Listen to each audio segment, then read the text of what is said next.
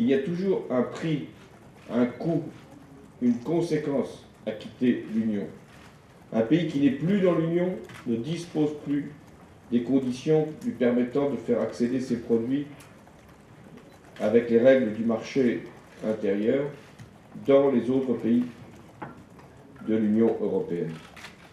Un pays qui n'est plus dans l'Europe ne peut plus avoir ce qu'on appelle le passeport financier pour régler les questions liées, là encore, au statut des établissements financiers. Et un pays qui n'est plus dans l'Union ne peut plus avoir non plus les règles protectrices de l'Union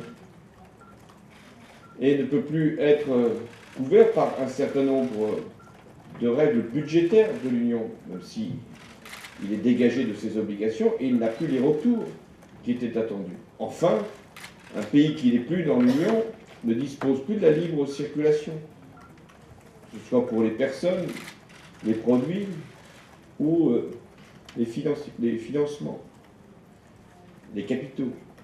Voilà ce qu'est la situation d'un pays qui n'est plus dans l'Union.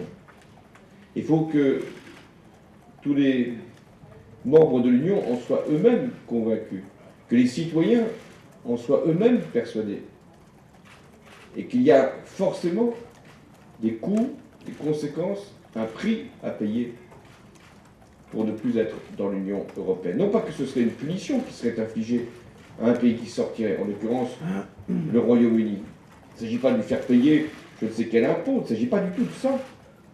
Il s'agit de ne plus appliquer les règles de l'Union européenne et ensuite en avoir forcément tous les inconvénients et de perdre un certain nombre d'avantages.